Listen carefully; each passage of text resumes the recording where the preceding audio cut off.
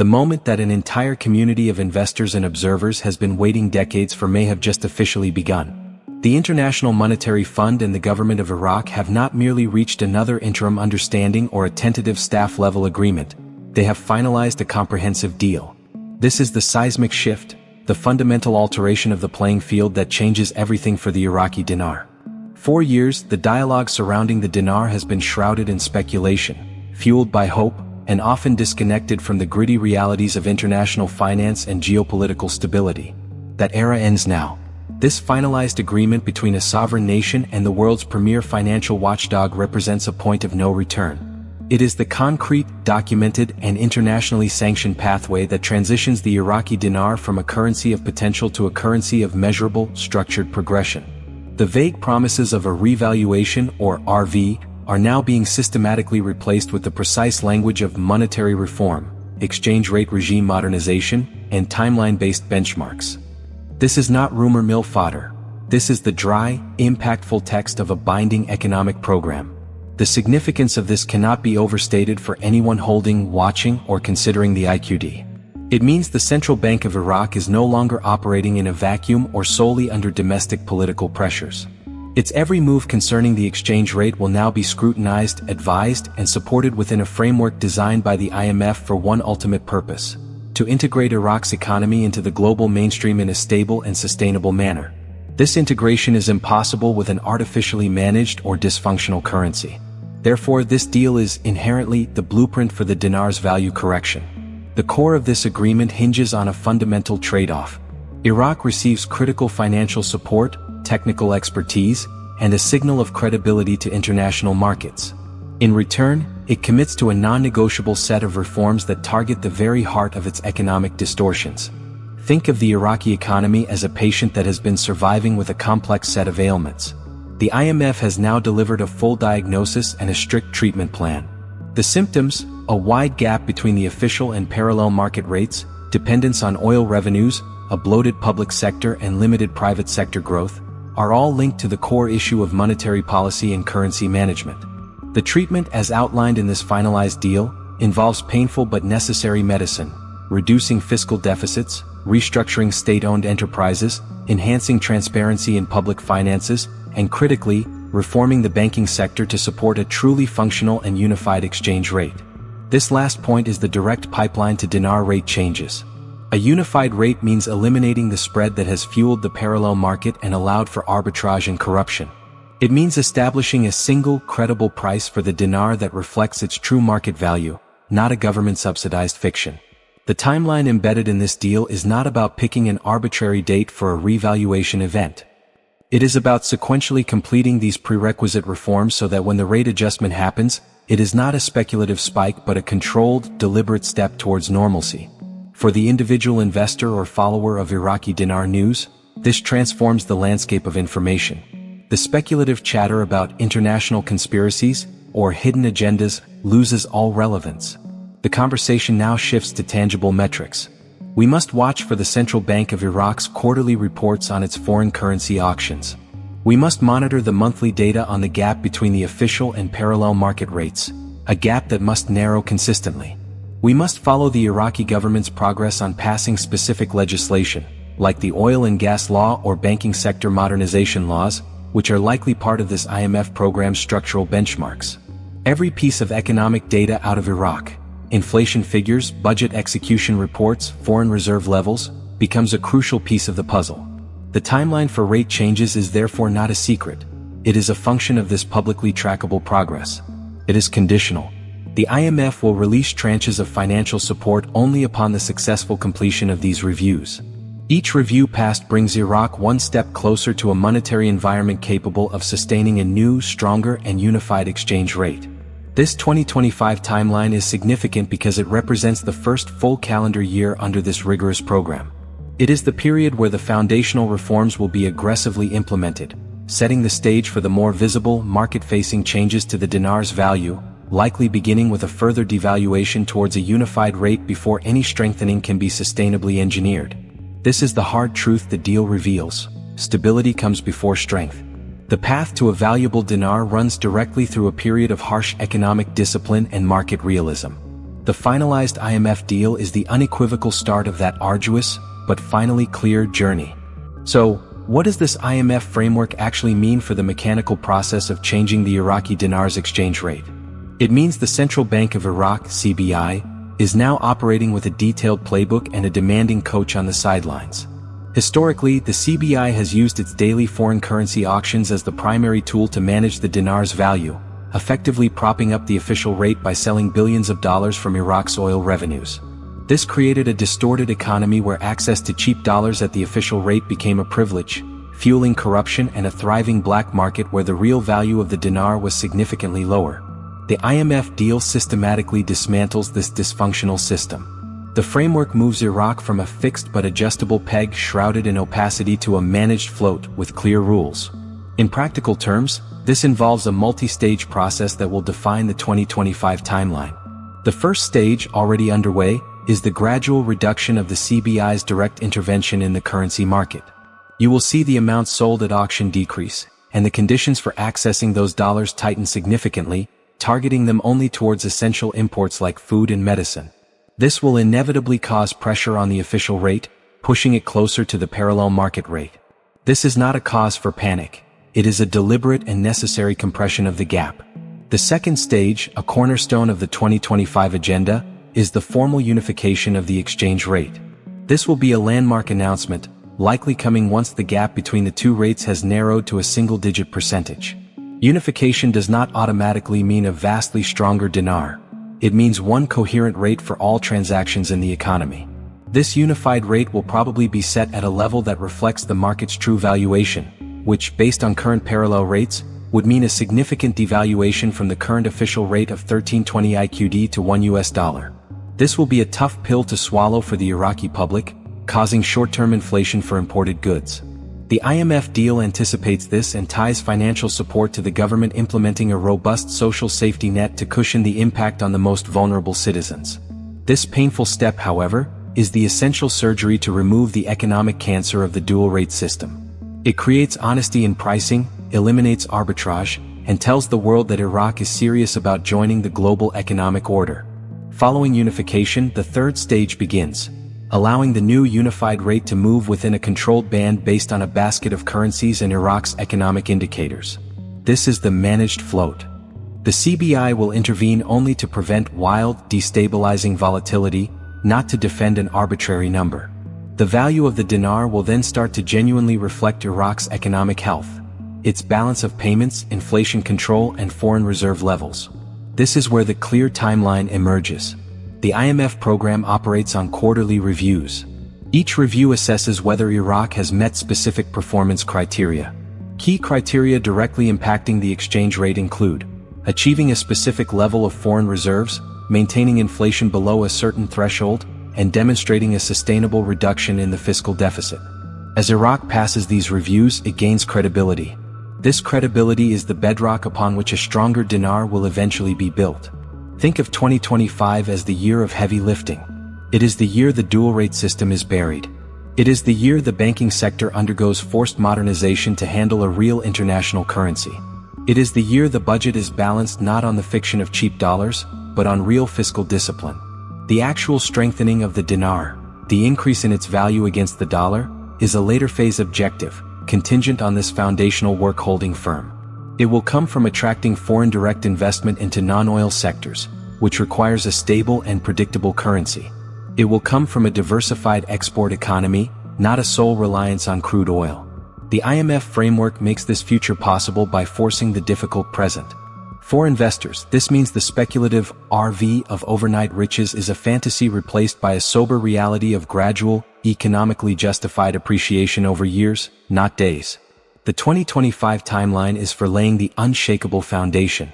Every data point, every CBI announcement, every IMF review conclusion in 2025 should be watched not for a magic number, but for confirmation that this arduous process is staying on track.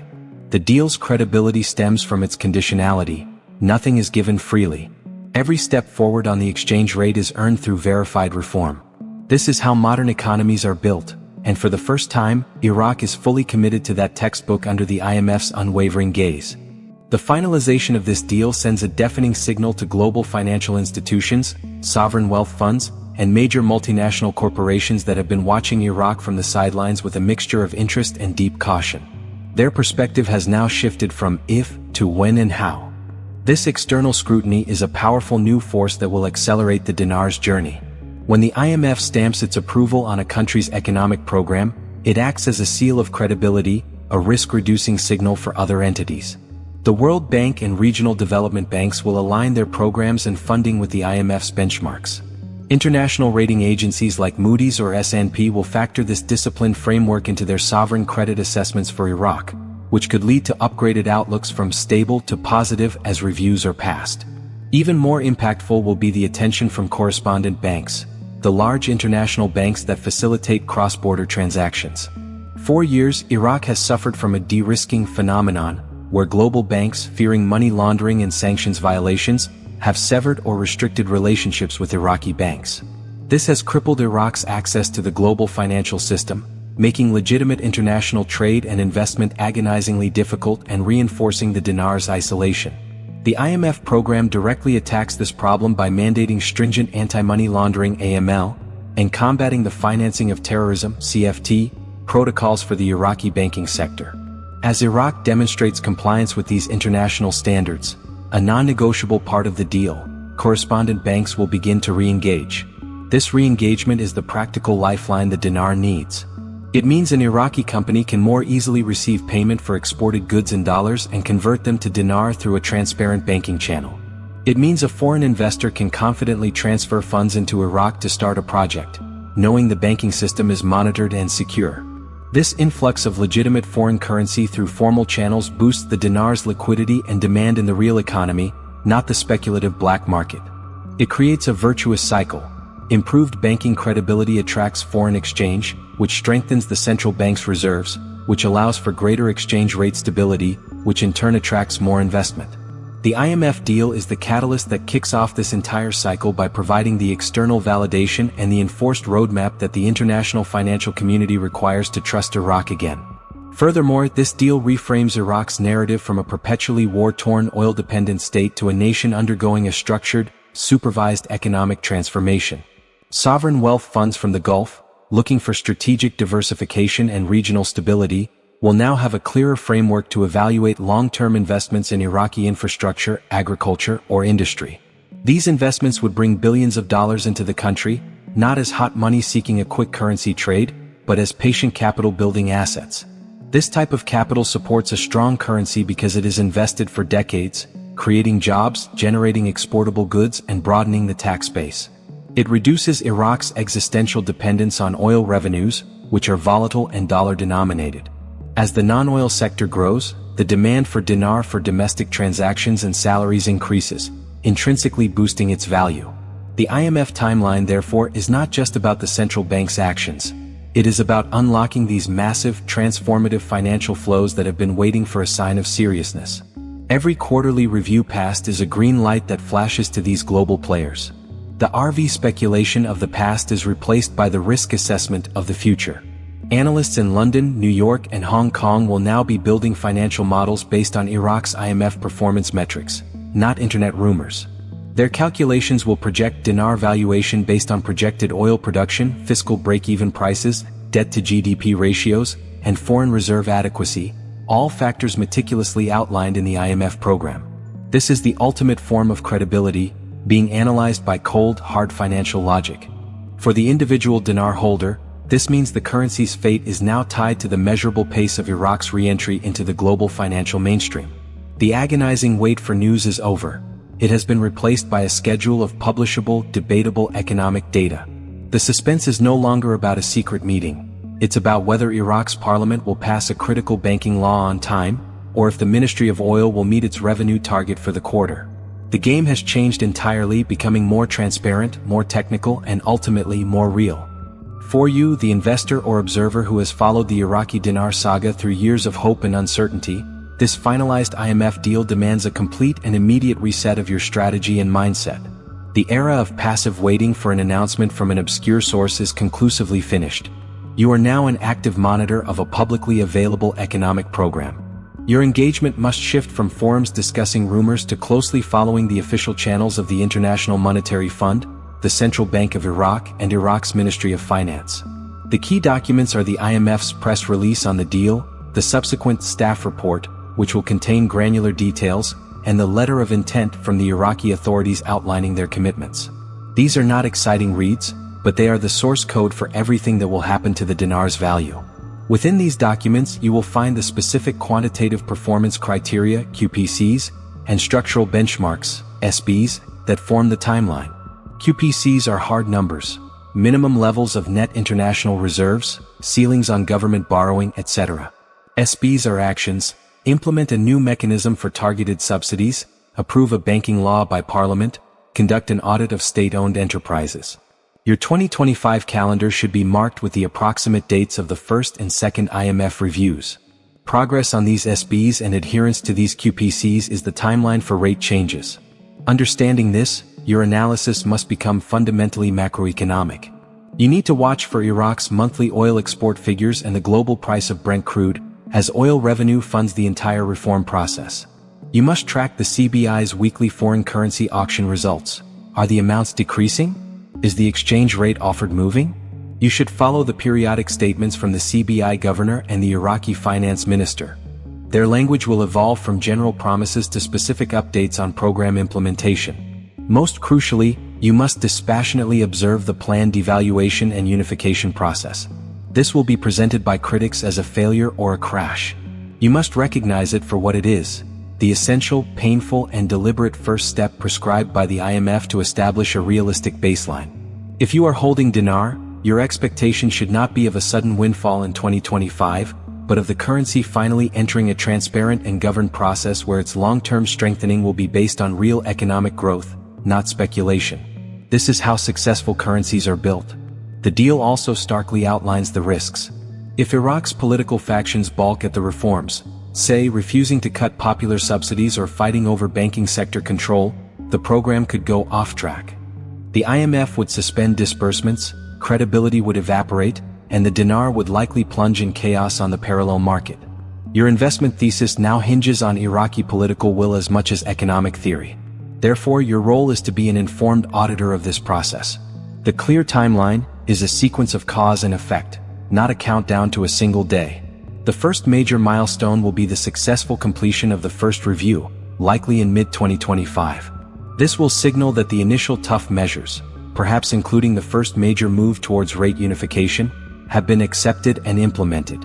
Passing this review will trigger the next tranche of IMF funding and a likely wave of positive statements from international institutions. The second review will focus on sustainability. Is inflation from the devaluation being contained? Are the social safety nets working?